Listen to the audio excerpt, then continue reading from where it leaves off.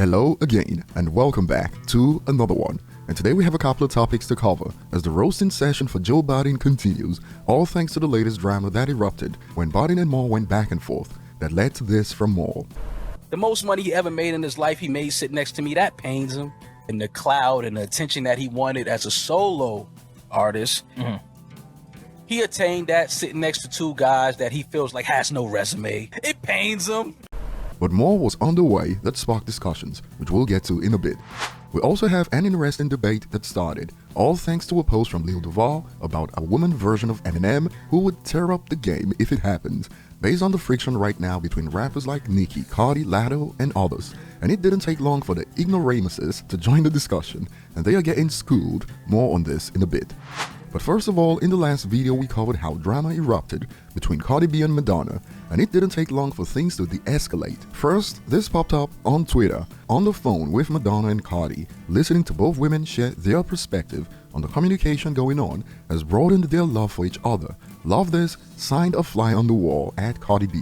So it went from Cardi calling icons like Madonna disappointments to love real quick as Cardi tweeted, "I talked to Madonna and it was beautiful. Have a great day and drive safely, y'all." And shortly after, Madonna shared this, "I love you, Cardi B, always have and always will." So, done and dusted. See it, say it, sorted. Moving on, after a clip of Moore roasting Joe Budden blew up on Twitter, more was on the way, as some believe we have more than enough to establish a trail for Joe Budden. Check it out. We seen Joe Budden ruin Def Jam, E1, Shady, Slaughterhouse, Complex, Spotify, his own network, but fans think Rory and Moore is where he decided after 20 years of bad business. He finally got it right. LOL. Okay, cool. Meanwhile, he charging y'all $50 to ask a question on his podcast, loudly crying emoji. And this will spark debates like he ruined bad situations. That should be praised, not criticized. Most people shut up and dribble, he doesn't. To which a user responds, if you have this many bad situations with all types of different people, you are the common denominator and probably are the issue. Joe has never taken accountability for anything he does, always the victim. I mean, he literally got exposed by King Crooked when things got heated a while back. That contract don't mean nothing to me. I break contracts all the time. And here's an interesting take as Joe is called a savvy businessman and called out for breaking contracts in the same breath. Joe is a savvy businessman even though he craps on contracts he signs. He figured out how to make bank podcasting. I just wish his antics didn't overpower his ability as an MC. But what do you guys think? Moving on, following the amount of drama that's erupted for women in hip-hop recently, perhaps it prompted Lil Duval to share this. Wait till the woman Eminem come out and blow up. These women gon' be pissed, laughing emojis. And boy, this sparked some interesting debates under, and here's one that got heated. In the streaming era, that's not gonna happen. Everybody got their own playlist, and don't get me started on Eminem. Yes, he did numbers, but his albums aren't being studied like Illmatic. He has no classics. It's like these people see Eminem's name pop up and decide to unload their frustrations, regardless of the discussion at hand. What's the original tweet got to do with classic albums?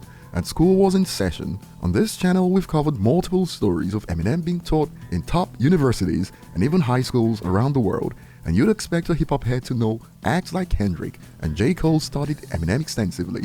The user responds, "That's hilarious because a lot of the top-tier lyricists right now were hugely influenced by the Marshall Mathers LP, the Eminem Show, the Marshall Mathers LP 2, or all of the above. You even have rappers like Tyler the Creator who were heavily influenced by Relapse." The user adds, his albums are absolutely being studied. He has 4 classics, and his albums, which according to you didn't age well, still outstream modern rap albums daily. You're incredibly out of touch.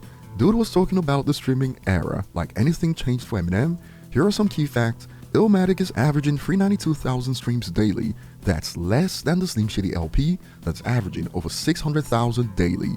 I'm using the Slim Shady LP since it's from the 90s, but if you want to know, it's over 4.1 million daily streams for the Eminem Show and over 2.6 million for MMLP, so there's that. And when they get called out for the unreasonable hate they have for Eminem, it sends them off. Check this out. You're that offended? Truth hurts. M even called his own albums trash on Relapse, then dropped more trash. Even Relapse was trash, so was Recovery. How many passes does he get? It's been a decade. Jay-Z still going, no bricks. For the love of God, please don't look up 444 numbers on Spotify.